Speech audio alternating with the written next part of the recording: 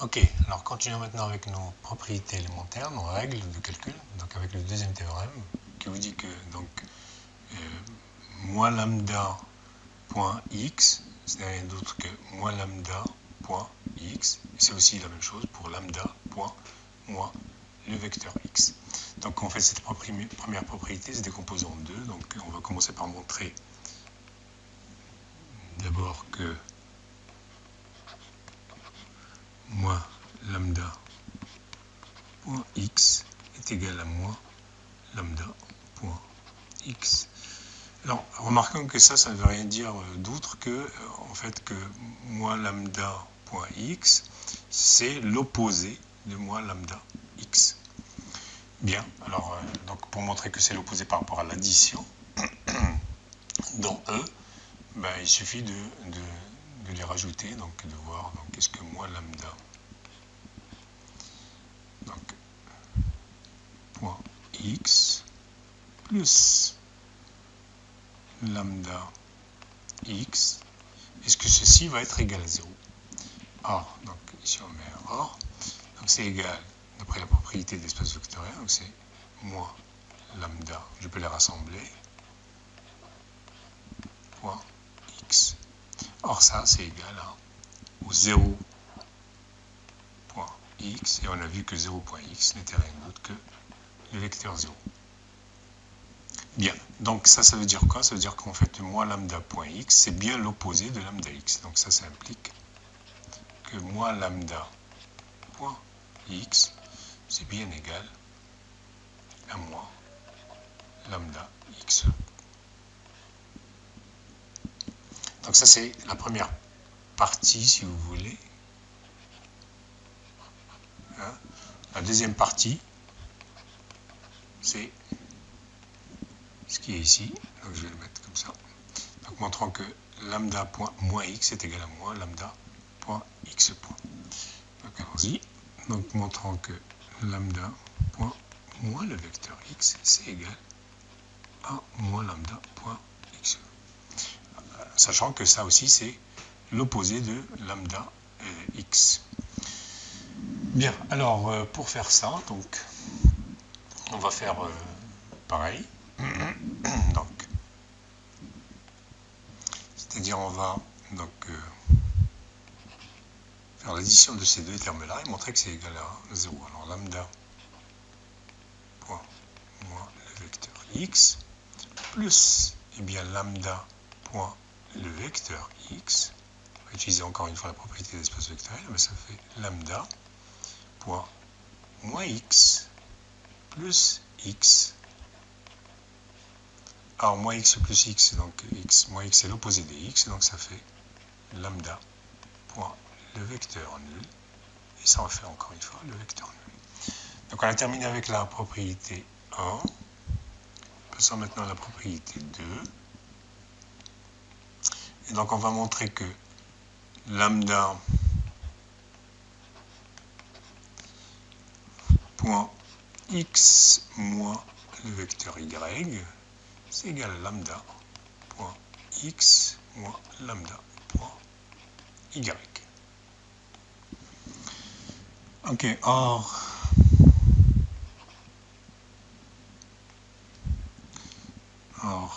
donc lambda point x moins y, je peux distribuer, donc ça fait lambda point x plus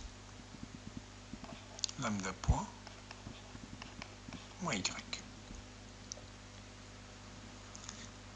Ce qui implique que lambda point x moins y est égal à lambda point x. Et là, le lambda point moins y, c'est la même chose, on vient de le démontrer. Dans la première propriété, c'est la même chose que moins, plus moins lambda point y. C'est rien d'autre que lambda point x moins lambda point y. Donc on a montré cette propriété-là. Il reste à montrer celle-ci, montrant que cette fois, si je prends la soustraction de deux scalaires, je prends le produit extérieur avec le vecteur, et bien ça se distribue avec signe moins, ça veut dire avec l'opposé. Moins mu x. Alors, or, qu'est-ce qu'on a? On a lambda moins mu point x, et bien c'est égal à lambda point x, propriété d'espace vectoriel, distribution des scalaires, de la somme des scalaires, eh bien c'est plus moins mu point x. Or, moins mu point x, on vient de le démontrer, c'est moins mu x. C'est lambda point x plus moins mu point x.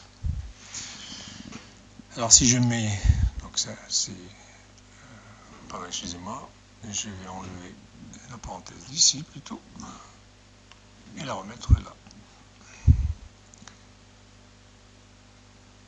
Donc ça fait, en fait c'est inutile, hein, donc c'est inutile, j'aurais pu le faire directement, donc en mettant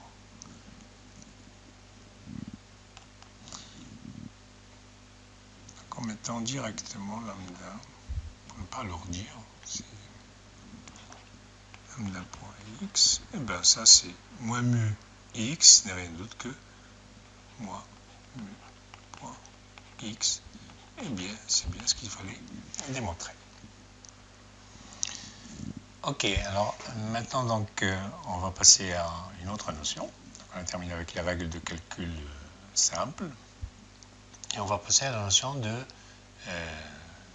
produit d'espace vectoriel. Donc, pour ce faire, donc, on a besoin d'un certain nombre de notations et d'un certain nombre de définitions. Donc, produit d'espace vectoriel. Donc, je me donne donc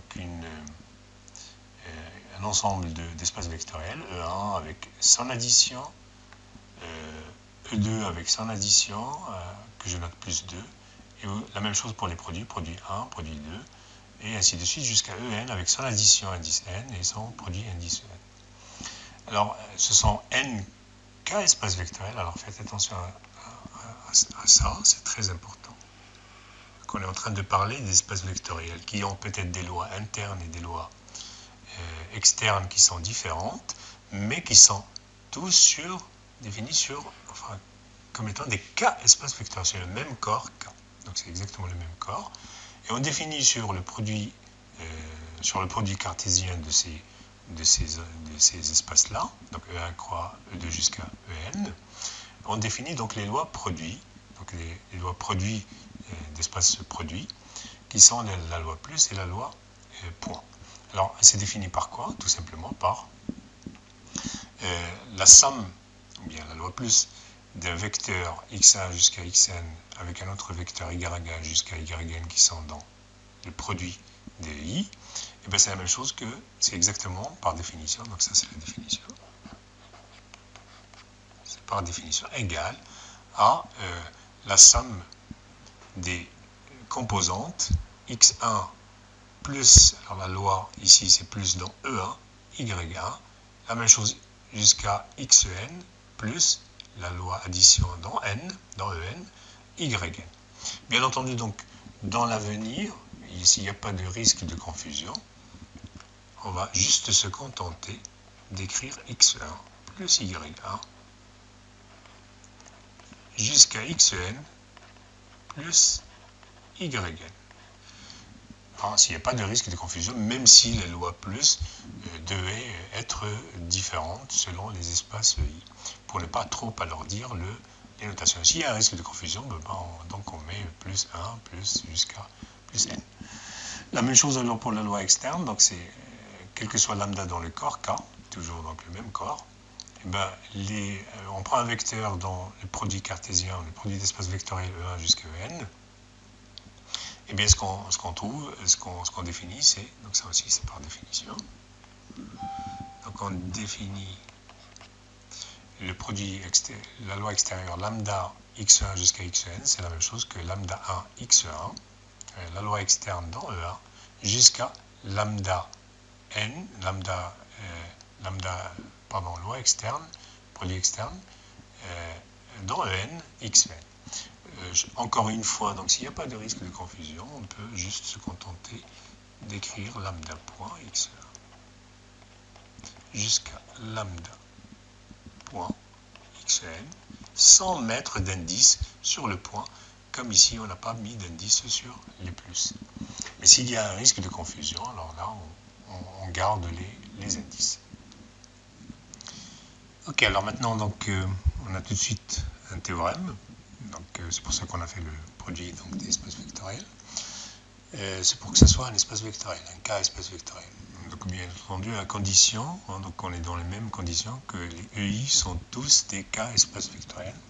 Alors ce produit-là, muni de l'addition qu'on vient de définir et la loi externe qu'on vient de définir aussi, est un K espace vectoriel. Alors pour démontrer donc que ça, c'est facile aussi. Donc vous pouvez, je vais aller peut-être un peu vite, mais vous pouvez faire la pause sur la vidéo au moment voulu. Donc vous avez deux parties. La première partie d'abord, c'est qu'il faut s'assurer que le produit justement de E1 jusqu'à En muni de plus est d'abord un groupe abélien, un groupe commutatif. Mais ça, je ne vais pas le faire, puisque vous le connaissez déjà, vous l'avez déjà vu dans les propriétés de groupe, que le produit de groupe, c'est un groupe, donc muni de l'addition qu'on a définie, donc l'addition produit intérieur. Donc ça c'est facile. Et si vous trouvez des difficultés, donc vous faites pause comme j'ai dit, donc vous essayez de retrouver votre démonstration, de le faire à la main. C'est effectivement très très facile, il n'y a rien de sorcier dans l'histoire. Bien sûr, il y a juste à mentionner que vous avez le vecteur, ou bien l'élément neutre ici pour l'addition, ce n'est rien d'autre que le vecteur qui est formé par les éléments neutres de l'addition de E1 jusqu'à En. D'accord ? Bien. Comme je dis, donc ça ne présente aucune difficulté donc, particulière. Donc, je vais passer aux autres propriétés assez rapidement d'espace vectoriel, donc les quatre autres propriétés. Eh bien, les quatre autres propriétés, donc si vous prenez lambda, mu, et puis bon, donc vous prenez un vecteur x, disons, voilà, donc il va s'écrire comme vecteur x1 jusqu'à xn, puis après un autre vecteur y, donc qui est y1 jusqu'à vecteur y1, yn, qui sont dans, donc lambda et mu sont dans le corps K, bien entendu, et les x et les y sont dans le produit de 1 jusqu'à n. Chacun d'entre eux ici est dans ce produit-là. Alors, si vous prenez donc ces éléments-là, bon, vous essayez de démontrer les propriétés respectives donc d'espace vectoriel. Donc la première, c'est lambda. Donc, si vous prenez lambda point, eh bien vous prenez x plus y, donc le vecteur grand X plus le vecteur grand Y. Je vais essayer d'écrire comme ça pour que c'est distingué. Alors, donc par définition, on a dit que c'était donc lambda point bon, x xn plus je fais un autre crochet ici, y1 jusqu'à yn. Et bien c'est lambda fois donc lambda point le vecteur qui est formé par x1. Alors ici je vais mettre des indices sur les lois plus, comme j'ai dit, puisqu'il n'y a pas de risque de confusion. Donc c'est pas la peine que je mette plus E1, plus E2 et ainsi de suite. Et xn plus, alors normalement je devrais mettre un n ici, mais c'est pas la peine, puisqu'il n'y a pas de, encore une fois, il n'y a pas de risque de confusion. Donc c'est égal à ça. Ok, alors ça, donc c'est égal à lambda x1, lambda point x1 plus y1 jusqu'à lambda point xn plus yn. C'est le n-uplet qui est formé par ces composantes-là. Et bien ça se distribue à l'intérieur. Donc ça c'est la loi externe pour E1, la loi externe pour En. Donc c'est lambda point x1 plus lambda point y1 jusqu'à lambda point xn plus lambda point yn, que vous pouvez encore une fois décomposer en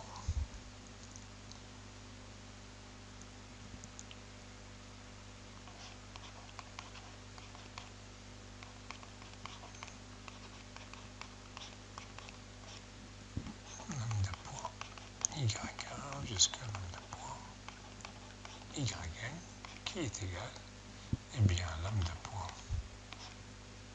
x1 jusqu'à xn plus lambda point y1 jusqu'à yn, et bien ça c'est lambda point x plus lambda point y, et c'est bien ce qu'on voulait démontrer pour la propriété i. Alors les autres propriétés, je vous laisse le soin de les... Donc j'ai fait la première pour vous montrer que c'est pas du tout difficile, hein, donc je vous laisse le soin après de les faire en petit exercice. Si vous trouvez des difficultés, il y a qu'à me le signaler en bas de la vidéo. Donc on va faire un exercice. Exercice très facile. Donc on arrive à la fin de cette séance-là, on va se contenter de ça. Et on reprendra avec d'autres notions et d'autres propriétés d'espace vectoriel dans les séances prochaines.